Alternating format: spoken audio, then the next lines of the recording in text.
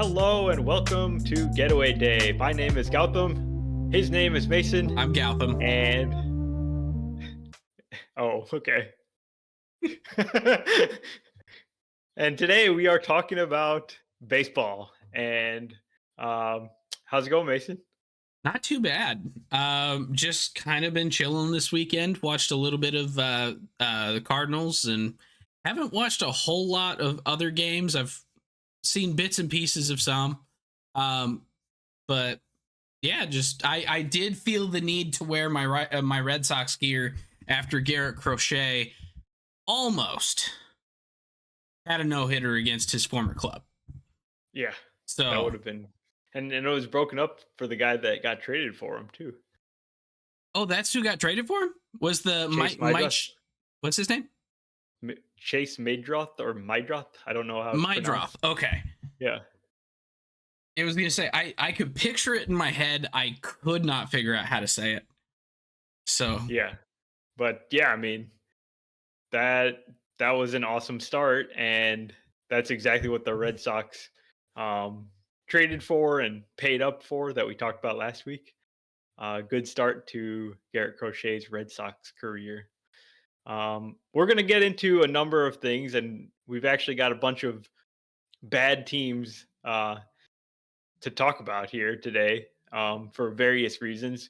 Either them being really bad or them being surprisingly good. and Um, and for at least one of them, both. Both, yeah, Both. exactly. All right, so let's just get into it, and we're gonna start off with the Marlins. So I think a lot of people picked the Marlins to be like the worst team in the National League, maybe the worst team in baseball. People were going out and saying they're going to lose more games than the White Sox, and that has not been the case to this point in the season. They're 8-7 through 15 games, and uh, I guess I'm a bit surprised that the offense has looked better than expected with guys like Kyle Stowers, Xavier Edwards, um, and some other more unlikely guys doing pretty well. Okay. Like Matt Mervis. And Matt Mervis is like a guy that the Marlins went out and traded for in the offseason. Never really latched on with the Cubs. He just kind of fell flat on his face in his limited times in the big leagues over the last couple of years. And now he's with Miami and he's getting more runway, more time to play.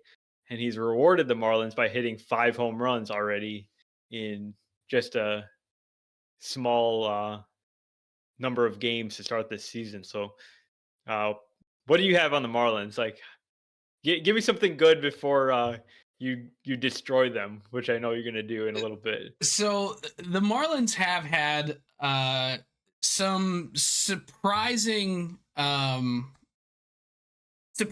quality innings out of their starting staff so far. Max Meyer has come out and he was a huge prospect for the Marlins, a really high draft pick. I think he was maybe a top 10 draft pick a couple years ago. I think he was number 3 overall. I was going to say, I knew he was really high, and I got to watch him pitch in Beloit when he was down at low A, and he looked pretty good at low A. Like, it's not nearly major league level, but he looked good, and he looked every bit of what he was billed to be.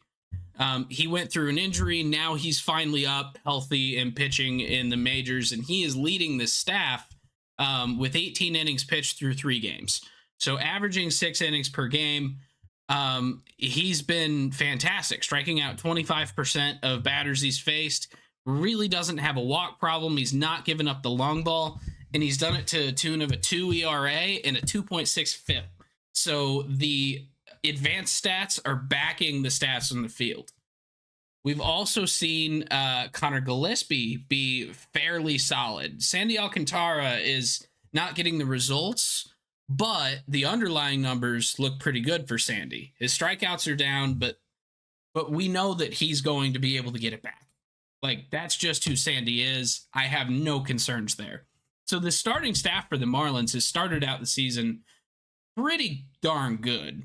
About as good as you could have expected coming into this season. I agree with Meyer being the big key here, and I'm very happy to see that he looks healthy. He's averaging 95 on his fastball, and probably the most exciting guy other than Sandy on this team for their starting rotation for sure. So now can I tear into them? Okay, go off, go Okay, for it. who's the owner of the Marlins? What's Bruce his Sherman. name? Sherman? Yeah. Okay. So, Bruce Sherman, Dick Monfort. Usually Dick Monfort's up here. Today they're right here. Okay. He's Um leveling the playing field. so I've watched a couple of Marlins games so far this year. I wasn't necessarily always intentional. I wouldn't willingly put myself through that. But they were playing the Mets and I wanted to watch Soto. And a few other times, pretty similar situations. But this Marlins team, while they do have some pitchers that are playing well and some hitters that are playing well, something just feels like this is a huge fraud right now.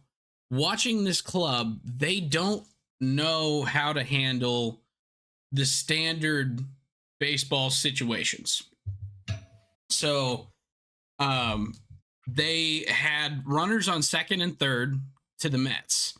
And then they walked. Trying to think of who it was.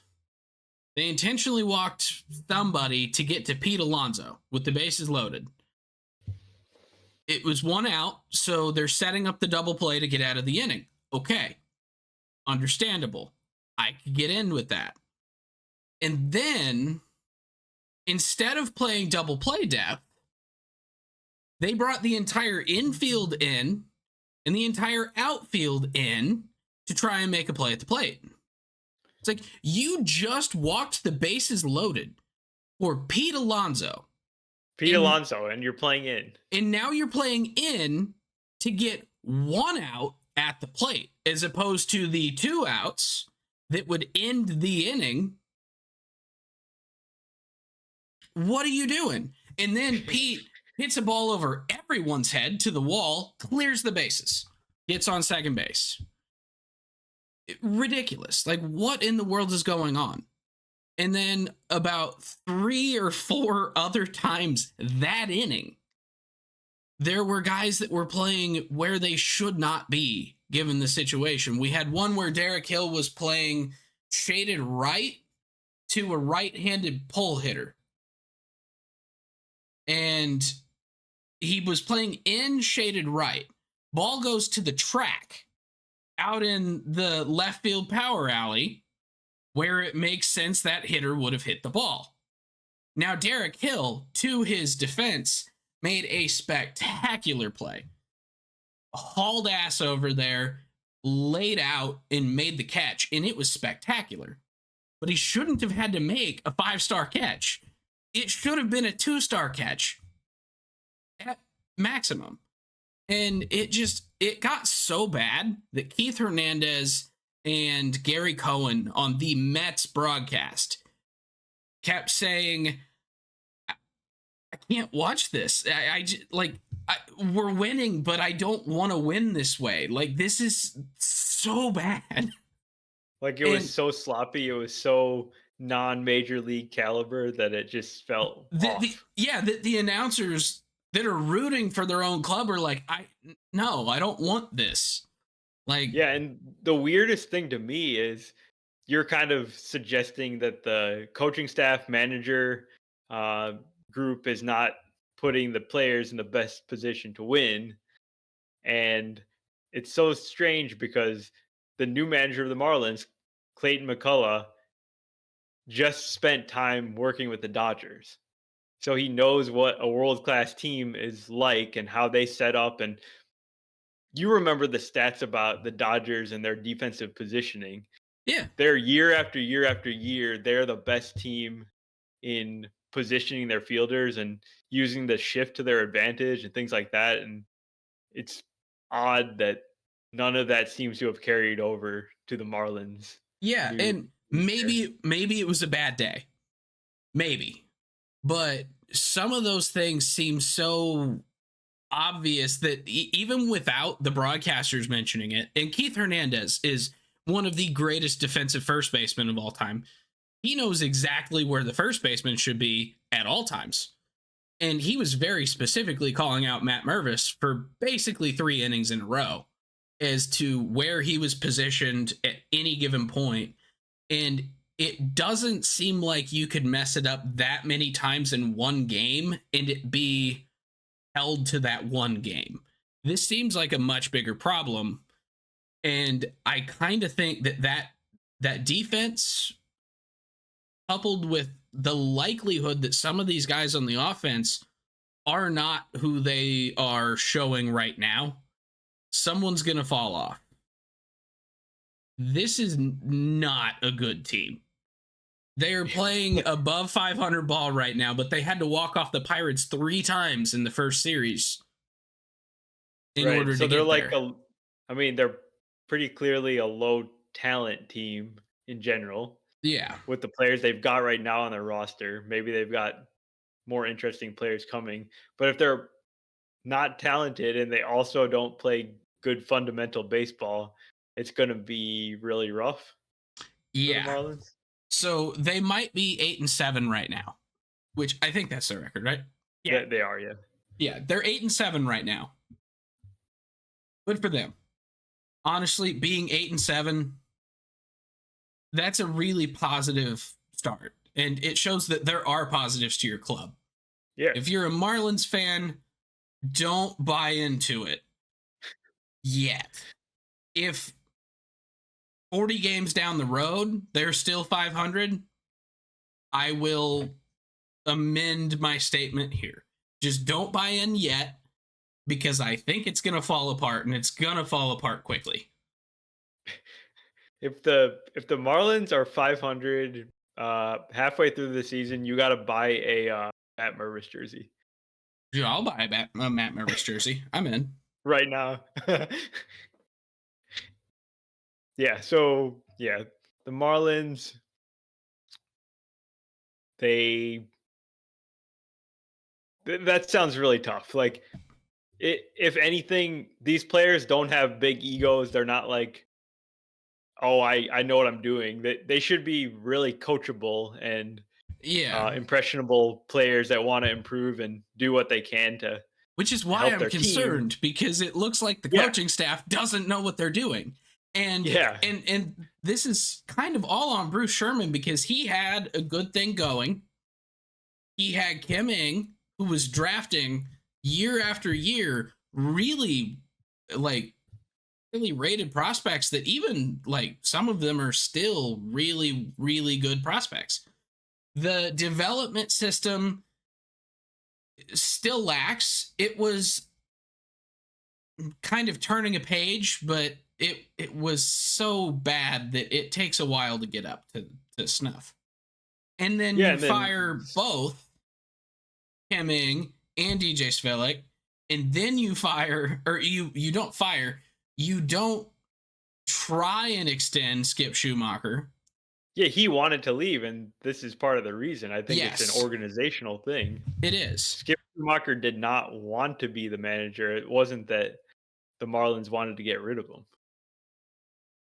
But that should tell you everything you need to know. If the manager doesn't want to manage your club because of how dysfunctional it is, you're messing up at the top. Yeah, yeah. And then everything after that is on you. Like, if this team goes and makes the playoffs, it's in spite of the front office, in spite of the ownership. So, yes. Okay, so that's the Marlins. Now we're moving on to the Rockies. Maybe I should have staggered these or something. I should have put good things in between. We can go back and do something nice and then come back to the Rockies. Nah, we're just gonna do it. Oh, we're just in too deep. Okay, we're in too deep. Yep. Okay, so just if it looks like if it looks like an F word is gonna come out of my mouth, just make me pause. Yeah, I'll just do like a buzzer sound or that'll work. Just try and bleep it. Yeah, I'll try to bleep it live. Okay. Yep, we're gonna do it. So the Rockies, on the other hand, unlike the Marlins, they have not got off to a hot start at all. It's been horrible. In fact, they've now had 10 games this year. We're only 16 games into the season where they have scored 2 runs or fewer. So the offense has been dreadful. They obviously have the disadvantage of playing on the road away from their hitter's paradise ballpark, and they usually struggle on the road. And it's been it's been not unexpected to see the Marlins do what they've been doing, and they have done some interesting things kind of off the field with promoting players um, that have been kind of hyped up, and we've seen so many hyped Rockies prospects over the years, and a lot of them have not panned out. So we got 3 guys to talk about, and the first one's Chase Dolander, who is a pitcher, and he has looked amazing in the minor leagues. Really rocketed through the Rocky system really fast, and he made his debut about a week ago at Coors Field. It went okay, and then he followed up with a better start on the road over this weekend. Um, do you have any hope that Chase Dolander can be the rare Rockies pitcher that actually succeeds? Yes.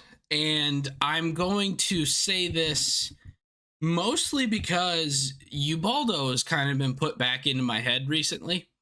He's the Um, guy, right? He's like the one example of a guy that had prolonged success as a Rockies pitcher. exactly. And that's honestly why Ubaldo was put back into my head, because MLB The Show, they started doing cornerstone cards with every like inning program. So basically like every month and a half, they're putting out like a new set of content and they're doing cornerstones. And the very first set had Ubaldo Jimenez. And so I kind of took another look at Ubaldo's career, and the guy was amazing given the situation he was in. Like he wasn't a bad pitcher by any means, but you put him in the context of Coors Field, in the context of playing for the Rockies, and he was a 200 inning guy 3 years in a row for the Rockies, under a 4 ERA each of those times, over 4 WAR each of those times, and he also limited the home run ball every year in those 3 years to under 0.54 homers per 9. Wow, that's very interesting. Yeah. Like that is your unicorn as far as pitching in Colorado. Like even pitching on the road, when you're a pitcher for Colorado, you get so used to pitching one way 81 games a year that as soon as like gravity changes and the density of the air changes and you go to a different place, your stuff moves differently and you don't understand where it's going to go. Even if it's more effective, you don't necessarily know how to pitch with that, because 81 games a year, you're pitching with stuff that doesn't move. So I do think there is a world in which Chase Dolander is able to kind of be that Ubaldo Jimenez. And in the minors, Why can it work? Like it could work because he's a really hard throwing pitcher. He's averaging 98.1 miles per hour in his first 2 starts, and he's been able to rack up a strikeout rate of 29%. And that's really impressive. And that's not something that you see from Rockies pitchers. Usually they're more like the slow throwing, pitch to contact guys.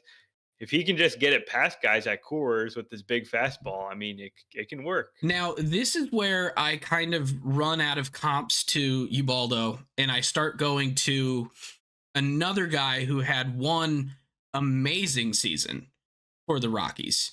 But Ubaldo threw pretty hard for the time. He threw really hard, right? He threw 96, which for the time that he pitched was really hard. Yeah. Now 98, 99 is really hard. But it also kind of reminds me a little bit more of that Kyle Freeland season. Because Kyle Freeland was able to pump about 97, 98. He had stuff that moved. And at this point, I do think Delander is maybe what we should hope for is to be a good version of what Kyle Freeland was like throughout his career. I think that's kind of where I want to put my hope and expectation. And if he surpasses that and becomes a Ubaldo, fantastic. But if he can take that, what was it, 2019, 2018, Kyle Freeland? Yeah, that sounds right. If he can do that, you're happy. I mean, German Marquez is not that, and German Marquez is one of the best like starters we've seen in Colorado ever. Like, he's just so consistent, but I do think Chase Dolander has the stuff to be that 2018 Kyle Freeland, to be your 2008 Ubaldo Jimenez, your 2009 Ubaldo Jimenez. I think he can do it. Yeah, the one thing I guess that's concerning me just from a number scouting perspective is that he's had kind of higher walk rates throughout the minors, like 9 and 10%. That But is he usually also has not a higher strikeout rates. He does, yeah, but just from a control perspective, usually not a good recipe for Colorado pitchers to give up walks. Yeah. But And yeah, Dolander's been tagged for home runs already too. So he's gonna learn that you walk a guy and give up a homer, it's gonna be a rough day. yes, yeah. And then on the offensive side, we've also seen the recent promotion of two really highly touted prospects for the Rockies. One being Zach Veen, former first round pick. His stock has sort of really dropped off in recent years because he, just hasn't really produced as well in the minor leagues. But he was once a first round pick and like a top 100 prospect probably. But now he's just sort of, we don't know what he's going to be, but he clearly has some upside and he's like a speed play, and he Yeah. struggled with strikeouts in the minor leagues. So if I remember right, when he was drafted, he was kind of his ceiling was projected to be like a 25-30 home run with speed guy. Like, not the biggest contact dude in the world, but he does have a lot of raw power, and that's what they were hoping was going to translate. And obviously in Colorado, if you have a lot of power that you can get to in a game, that's going to help a lot. But yeah, I'm excited to see Veen finally get a shot. But you're right, he did kind of fall off a bit as far as prospect stock. But he's one of these guys that was drafted out of high school too. So a lot of those guys, when they're drafted out of high school, it takes them longer to adjust. And so, yeah, he's only 23 now. Like, there is a very good possibility. I don't want to say a good possibility. There is a possibility that he is able to reclaim some of that status that he had and start to turn into what some of these guys are coming out of college as now. So. Yeah, totally. So yeah, agreed that he's not like finished as a prospect because he's only 23, but I'm not exactly holding my breath that he's going to become some superstar that he was supposed to be. He's maybe more likely to become just a, solid everyday regular player. Well, and I do think that maybe we're being a little too harsh on some of his minor league numbers, though, because really he's only had 3 stops that he struggled at. He struggled at Double-A when he got there in 2022, and then he struggled at Double-A at the beginning of 23, and then at 24 He dropped back down to high A, went on a tear, through double A, got to triple A, and was better than he was at any of the other points where he had kind of trailed off. But he was still struggled a little bit. Then to start this year, he was dominating triple A. So I do think that maybe it's just he takes a bit more time to adjust, because you look at his numbers outside of those three dips, and they're really good. So I do think there's more here than what people are maybe thinking, given the fact that he was a 2020 or 2021 draft pick. No, he was a 2020 draft pick. Yeah. Yep. But yeah, I think that and that in and of itself, I do think 2020 draft picks were a bit screwed just with the entire situation. They didn't get to come into the organization right away and start to work with the club. They kind of had to sit for like an extra year unless they came directly into the alternate site, which most of them did not. So true. Yeah. So we'll see about Dolander and Veen. There's one other guy, Adael Amador. Adael Amador is the guy that I thought was going to be the starting second baseman on opening day. Well, it didn't take that much longer, I guess, for him to get here. He is a 22-year-old second baseman, and I don't honestly know that much about him, so I don't know if you got anything. He's got a really, really good hit tool, and that's kind of his best thing as far as a prospect is concerned. But I do believe in the minors he was playing really good defensive ball. And that's kind of why, like, him coming in, playing with Ezekiel Tovar and having Brenton Doyle up the middle, I think that defensively that's going to solidify this club a lot. Is basically anything that's hit between the gaps is taken. It's not a problem. You feel pretty comfortable that you're going to get those outs. As far as hitting, don't know how well that's going to go. Amador did not have the best debut last year. I didn't even realize he debuted last year. Yeah, he played 10 games, 36 plate appearances. He didn't hit all that well. But I do think that given a second crack and the fact that at AAA this year, well, and really across the minors, he walked a ton.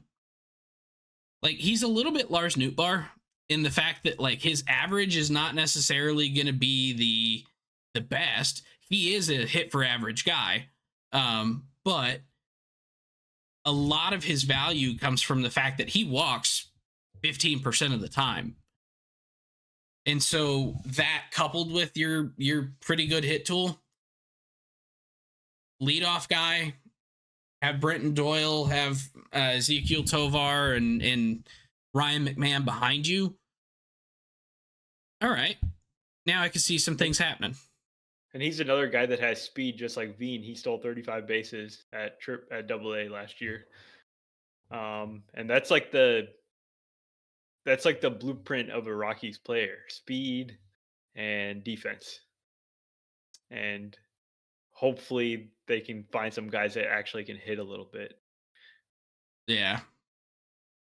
I think it would be awesome if they were able to get one of these young guys, because like Drew Romo came up last year and he's been catching for him off and on, but I think it would be awesome if they just got one of these guys that could be even like half of a Larry Walker or half of a Todd Helton, or just. Before we go there, let's get. I said half. Trevor Story, I would argue, is in that same realm. He may be, yeah. Like Nato, him, even Tulowitzki, I would say are all a bit closer to the Larry Walker, Todd Helton side than they are what we're seeing right now. But that's the goal, right? You're looking for those cornerstone type players for your organization, and maybe Amador's that guy. Maybe now. With your pragmatism, I'm specifically asking for pragmatism here.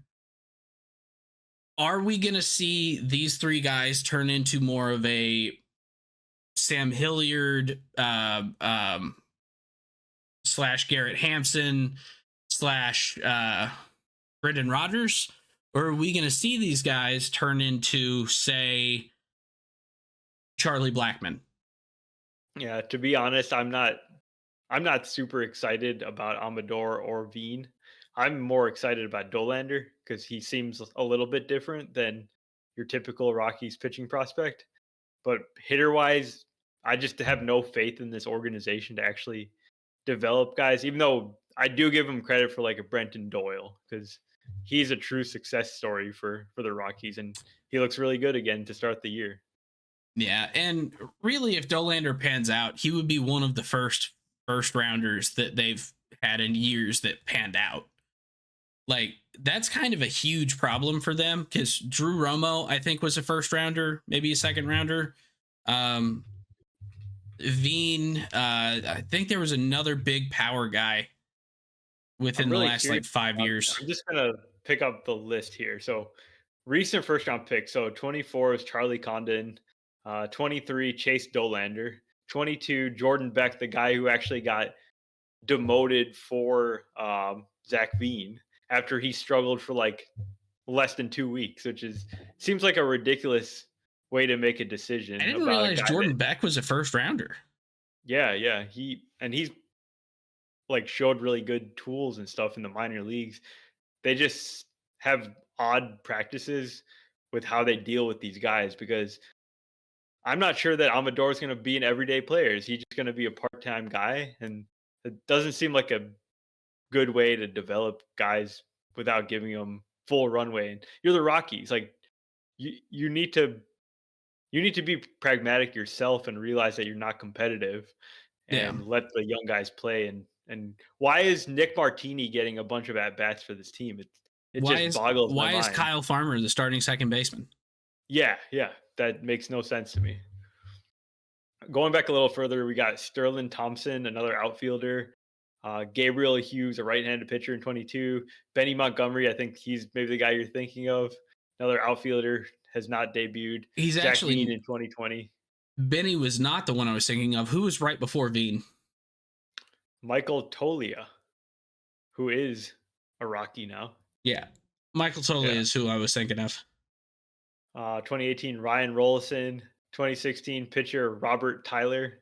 2016, pitcher Riley Pint. Oh, 2015, Riley Pint is still there. He's in their bullpen, isn't he? I think so, yeah. No, he's not right now. Where is he? Hmm.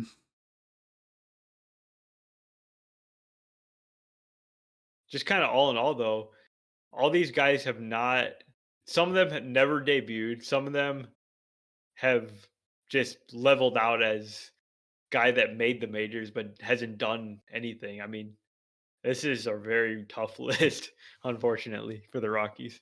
Yeah. Yeah, it's not great. I think Riley Okay. Pint might be out of the organization. Yeah, okay. All right.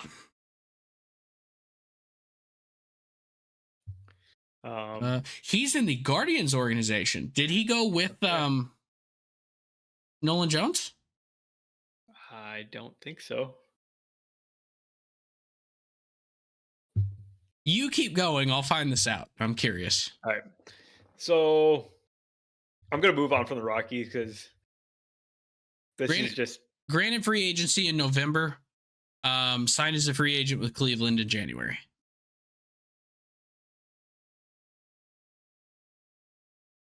yeah. But hopefully Chase Dolander's the guy and we'll see what happens. Yeah. Okay. You ready to move on to the Angels, our third middling organization that we have to talk about today? Yes. All right. So the Angels are shockingly in first place in the AL West, and they're doing it with a huge hot start by a guy named Kyron Paris, a second baseman who is just playing out of his mind in the first handful of 15 games or so. he has 5 home runs and 5 steals. He's only striking out 21% of the time, and he went to Aaron Judge's guru for hitting, and maybe he learned something because this guy's like a guy that not really been a standout in the minors. Um, he carried over a hot spring, made the club, and now he's kind of running with it. And this is something that could not have happened with like many other organizations. But since the Angels just have so many holes around their team, if you shine, if you show out in spring training, you make the team and go win a starting job, and that's what Kyron Paris has done. Um, so that's very cool. So, did you know that Kyron Paris in 13 games has completely wiped out and then added point 0.4 WAR to the minus -0.8 WAR that he had put together through 36 games in the last 2 seasons? I did not know that. Yeah. So he is off to an incredible start, which really the walk rate has stayed the same across his very small number of ABs each year in the majors so far. His strikeout rate's what's come down, and then he kind of has a 429 batting average on balls in play, which is not sustainable. Don't mention that. Don't mention that. And he's hitting 400. Yeah. He's also got a swinging strike rate of 19.7%. So that tells me his strikeout rate is sustainable also. Yeah.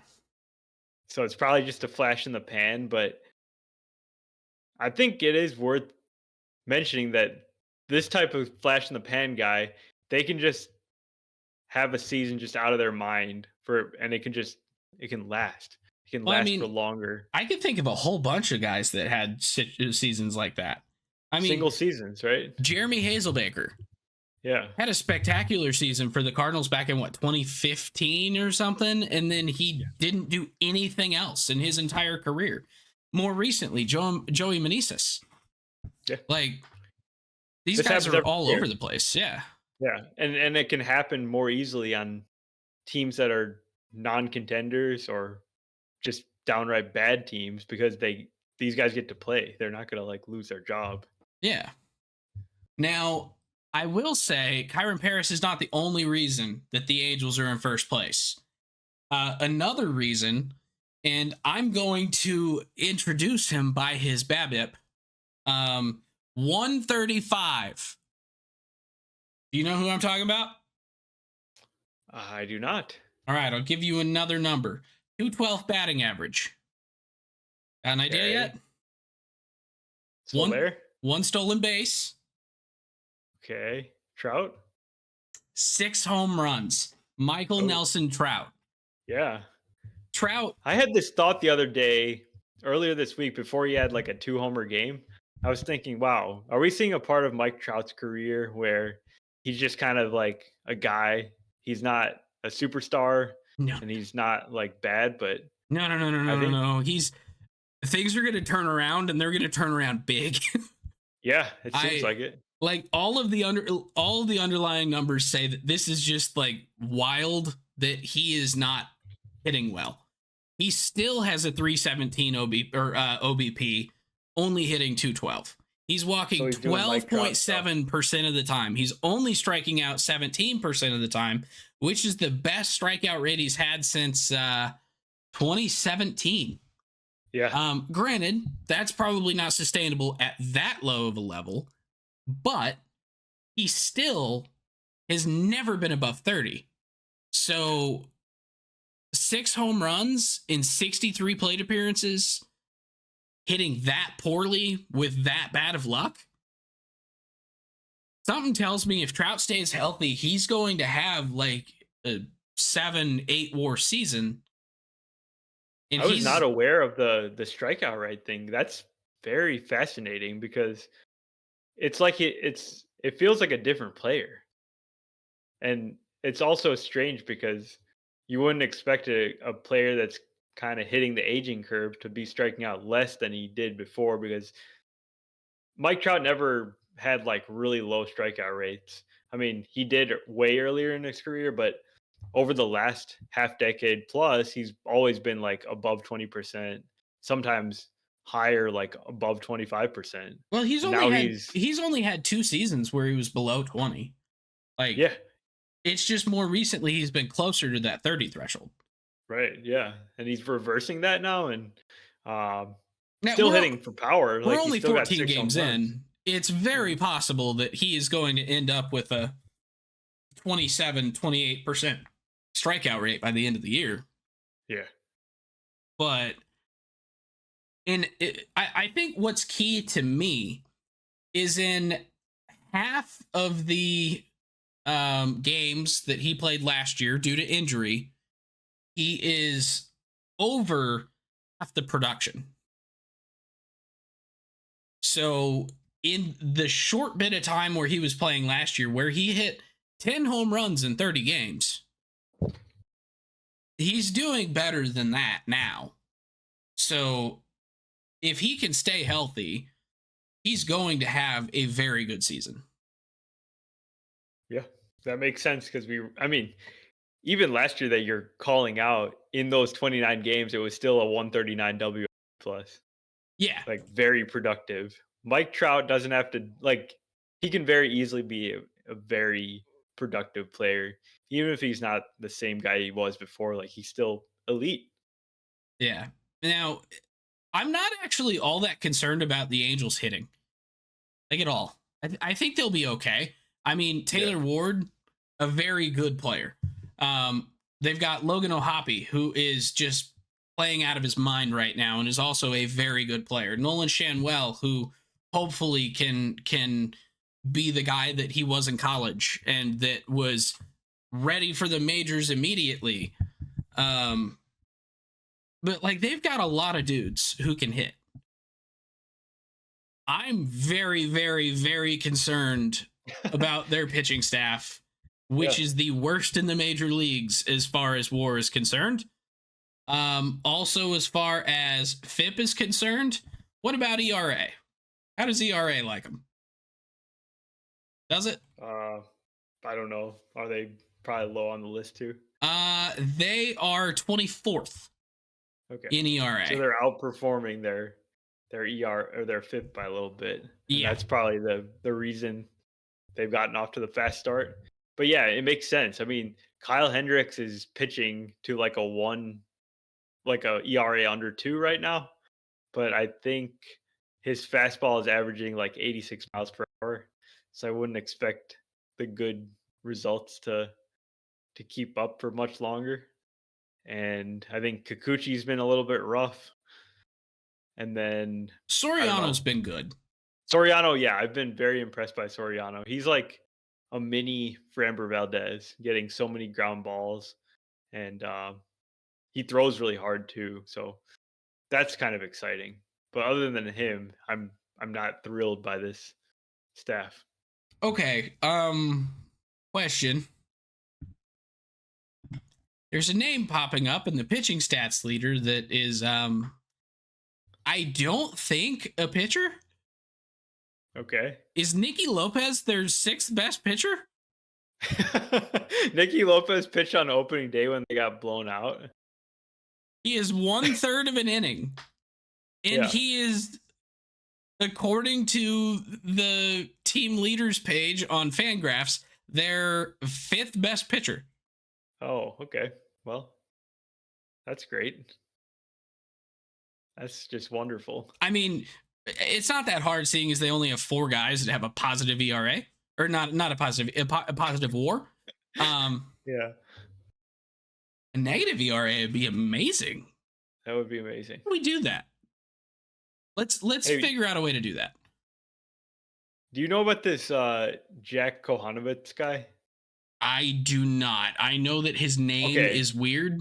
Who is he? What does so he do? so he's very weird because he throws super super hard. His velocity this year is 95.9.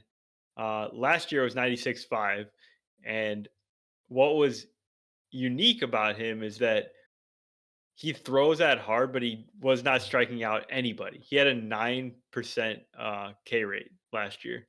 And he only has a And 13% now. yeah, yeah. So So he he's Jordan somehow, Hicks.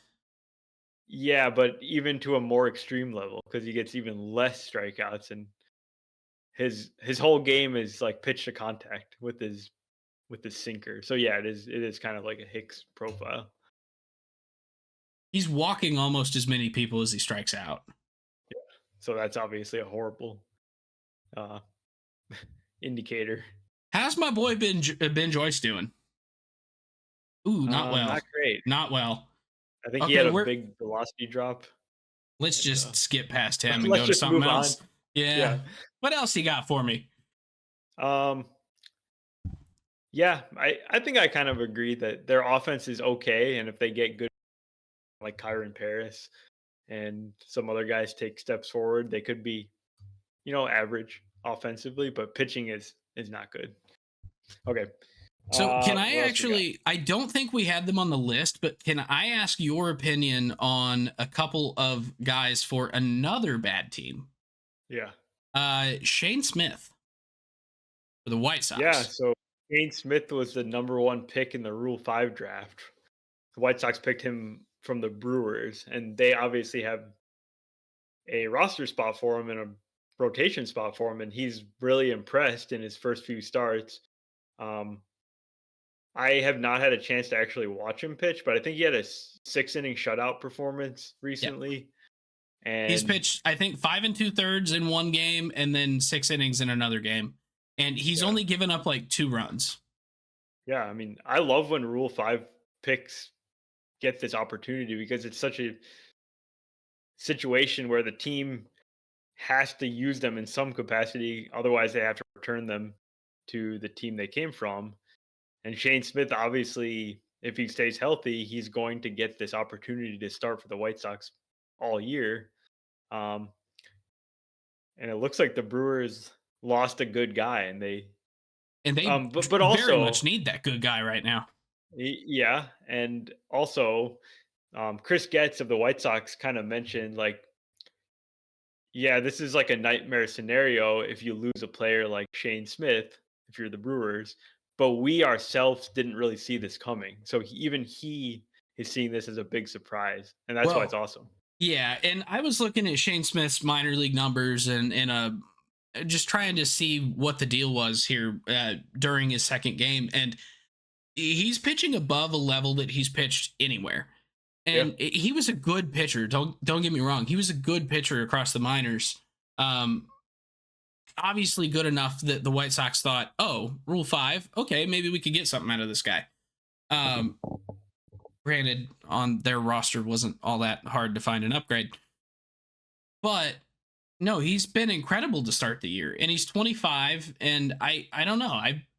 I'm curious to see how his next 3 or 4 starts go, and see if we start building kind of a bigger data set and see if this is real. But Sean Burke is kind of the other guy who I think was kind of similar as far as expectations coming into the season.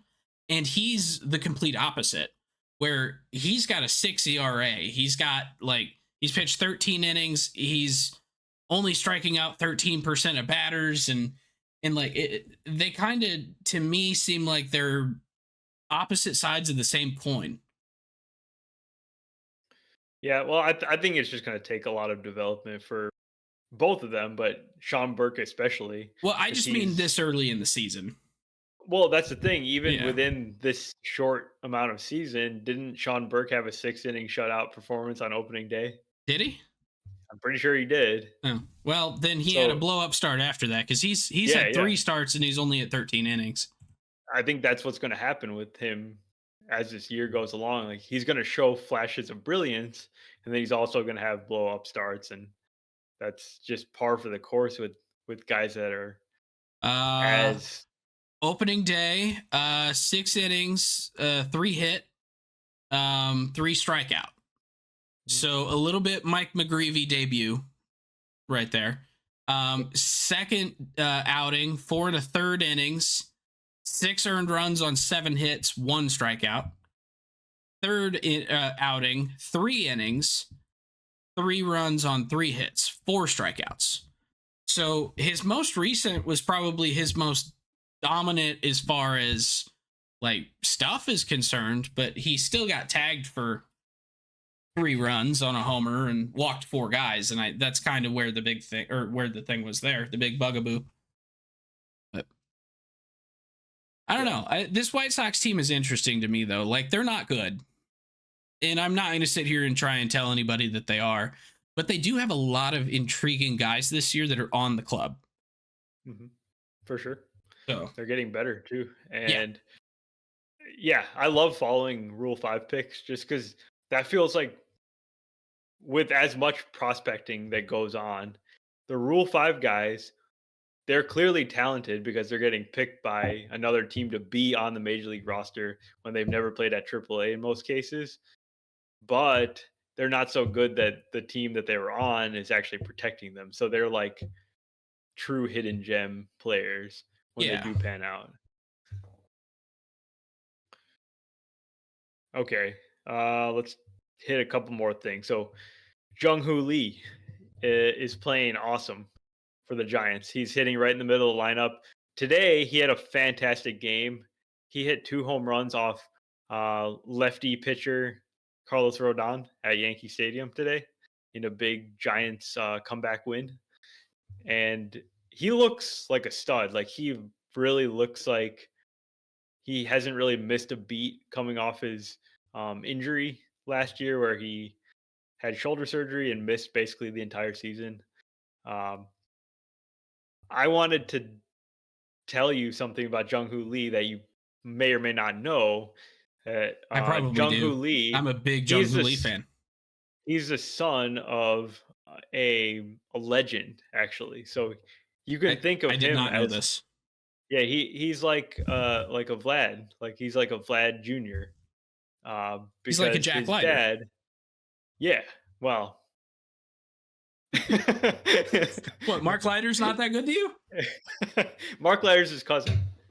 Wait, who's his dad then? Because it's not Al Al. Leiter. Al I Leiter. thought Yeah. Al was his uncle.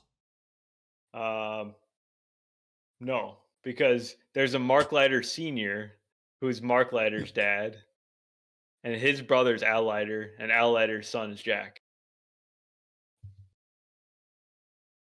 Okay, so Jack Leiter is Al Leiter's son, Mark Leiter Jr. is Mark Leiter's son, Yep. and Mark Leiter and Al Leiter are brothers.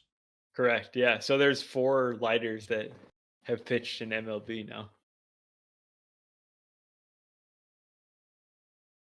You seem confused. This is not that. It's not that hard to understand. Well, I'm just trying to figure out like where all of my memories for the last like 3 years went wrong. Oh, okay. Yeah, that's gonna take a little time. But Jung Hoo Lee's dad, a guy named Jong Bom Lee, he was like a legend, and they called him the son of the wind because he was super fast. Um, he played like 19 seasons across KBO and NPB. He hit like over 200 home runs, stole over 250 bases.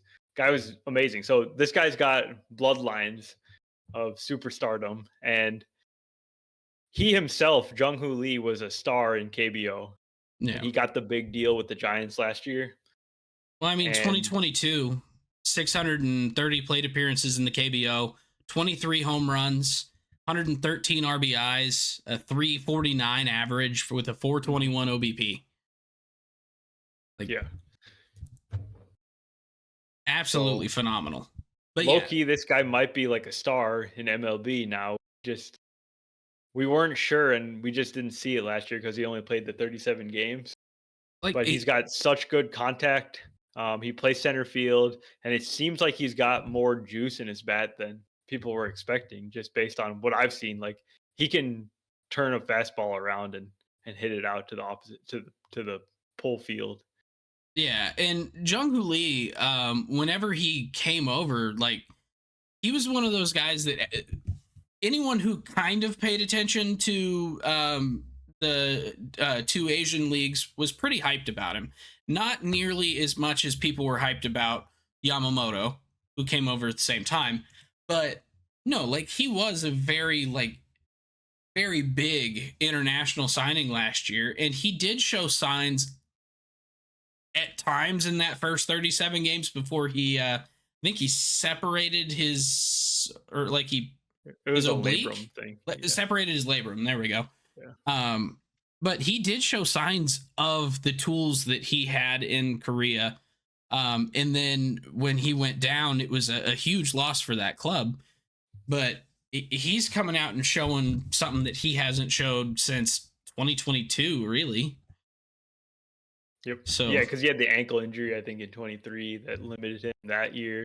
So it's been a while since we've seen a healthy Jung Hoo Lee playing baseball. And the Giants are off to a very hot start this year. They're basically keeping pace with the Padres and the Dodgers to start this year, which is I think awesome. they're ahead of the Dodgers right now. I I think think they're ahead. Yeah, yeah, yeah. I was gonna say they're half a game ahead of the Dodgers, and the Dodgers are playing right now. So we'll see by the end of the day. But yeah, no, I'm really excited to see him like fully take over as like the superstar of this team. Because as much as I love Matt Chapman and as much as I love Willie Adames, neither one of them is necessarily like the huge superstar that you would think of. I totally agree. Yeah. And I think Jung Hoo Lee could very well be that guy. I think Elliot Ramos can be that guy. And so it'll be interesting to see how those two kind of gel side by side there in the outfield and kind of create this awesome tandem of Lee gets on base, Elliot drives them both in. I think that'd be amazing. So Yeah. All right. We got good news that Spencer Strider is making his major league return on Wednesday this week. And my God, this guy is ready. He is so ready. Just some crazy minor league rehab numbers. 3 starts. He struck out 52.9% of the batters he's faced. He has a 1.32 ERA and 0.85 FIP. I don't even know why Spencer Strider did rehab. He should have just pitched out of the bullpen in Atlanta. They really could have used him. But he's ready to go. He looks every bit the Spencer Strider that we know. And I mean, they need him bad because it's been a rough start in Atlanta. yeah. And I mean, the answer that we both know as to why he didn't just start out in the bullpen is that he only had 4 innings in spring. Yeah. So now he's only at 17 and 2/3 innings on the year. But he's making his major league debut, and Spencer Strider is one of like the elite pitching talents in the league. So I do think that he's going to come back with a vengeance, and I do think that he's going to be good this year. I think the thing that we're going to have to keep in mind early is they're not going to let him go deep. Right. Yeah. He Probably only 5 inning pitched starts. he only pitched 9 innings last season, and he's only pitched 17 and 2/3 this season so far. He is not sense. stretched out. Yeah. They'll slow play him, but the guy's so insanely good. If he's efficient, he can probably have 5 inning starts. Oh yeah, 100%.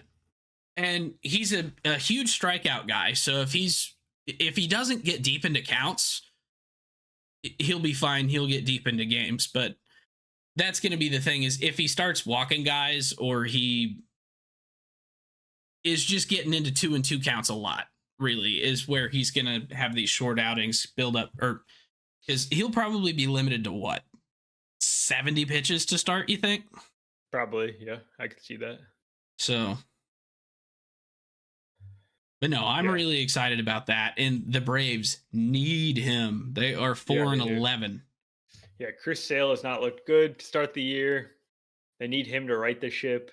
Spencer Schwellenbach has looked fantastic. So if your name starts with Spencer S, you are a great pitcher for the Braves. And should Chris change his name to Spencer? I think so. Yeah, that'll work. I like it. Then that would get so confusing. 3 Spencer S's in the same rotation.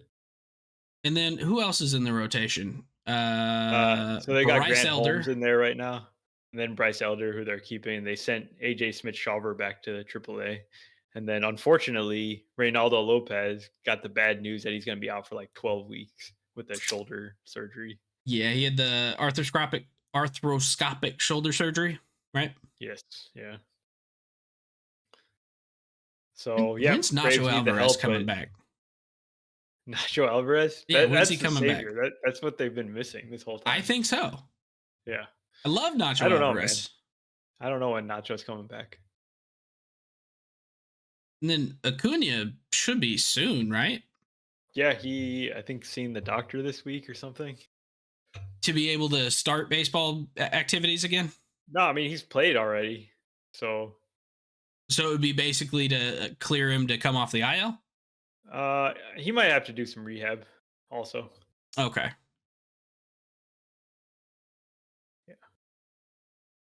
And then the bad news is Justin Steele is getting elbow surgery after what a week for Justin Steele. It started on Monday when he pitched 7 shutout Rangers.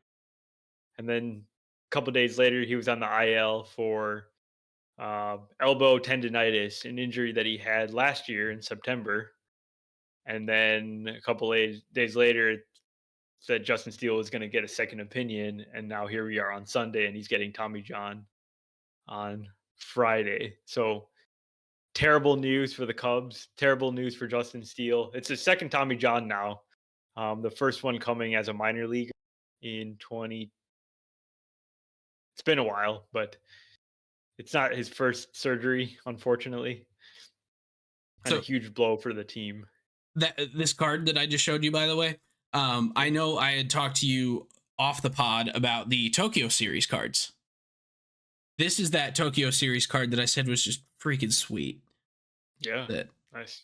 yeah, I had it sitting right in front of me, so I thought it would go well with the conversation. Yeah, but the Cubs now are in a situation where they probably already needed a top of rotation arm when Steele was already there. He's kind of been excellent for 3 years now, but they needed more, and now they've got to get really aggressive, I think, in replacing him through trade. Because like Javier Assad, Colin Ray, Jordan Wicks, those guys they're okay. They're good depth starters to have, but they're not going to replace a Justin Steele in this rotation. Yeah, and the rotation right now, other than Shota, is very 4-5 on repeat. Like you don't have a middle of the rotation guy here. You have a top of rotation in Shota, who is maybe a number 2 for most clubs, I would say. Yeah. But not a bad pitcher by any means. But yeah, it's like, is Cade Horton gonna get the call finally? Or Maybe, like yeah. how are they gonna deal with this? Chris Flexen's down in the organization. You guys gonna bring him up and have him start? No, God, no. I kind of want to see it. I think that this team, they know that it's a win now season, especially with Jed Hoyer being on the last year of his contract. We've talked about them making the big moves to get a Tucker because they know that this year means a lot. They've got a good chance to make the playoffs, and the start to the season has been excellent too, with the offense being tops in the game and playing a lot of tough teams and beating them. But I think they got to go after like a Sandy Alcantara early on in the season and make a swing a big trade like that because they have the prospects to be able to make a trade like that. That would be that would be awesome for the Cubs. I think that would be a huge help. Ashley here in the chat kind of brought up Dylan Cease. Like, yeah, I mean, I don't know why I was going to say Padres would do that, but wouldn't that be bringing full circle? Wasn't he originally a Cubs draft pick? Yeah, he was part of the Eloy trade years ago. But I think so. Right. Jose Quintana deal. But yeah, that'd be funny. But no, right now it doesn't seem like the Padres have any business trading away from their 13-3 club that's in first place. But no, that is something that the Cubs drastically need, and I do think the Marlins and Sandy, that would be kind of a perfect match, given the fact that the Marlins know they're not doing anything this year. They know that they only have Sandy for what, another year? I think they got him for 3 years, including this year. Okay, but yeah, they should sell on him now. Yeah. Like, there's not going to be any higher that you could sell. Yeah. Do it early. Just be realistic about where your team is and maximize the return because yeah, you're the Marlins. Control is what's going to get you prospects here. It's not going to be Sandy all of a sudden is a Cy Young candidate for a team doing nothing with less time. We know who Sandy is, and he showed that he's healthy now, so there's nothing else for him to exactly do. So the Marlins would be stupid to wait, which means the Marlins are going to wait. Yeah. The other part of it is you guys more want of Fetty? a long-term. Sure, we'll take him. It's from a longer-term perspective. The big thing hanging over the Cubs right now is what's going to happen with Kyle Tucker. He showed here in the early going that he's a stud. That's not surprising, but he's been as good as advertised, if not better. Top 5, top 10 type player in the league, and he seems like he should be a Cub long term. I have my doubts whether it's actually going to happen, but if that's the thing that's kind of holding them up from making a deal where they trade like a Kevin Alcantara or a Owen Casey as a headliner, as a part of this big pitching package that they're going to have to give up, then I don't know. They're putting themselves in a bad spot by not signing Tucker, I guess. Though I don't know what's going to actually happen during the season.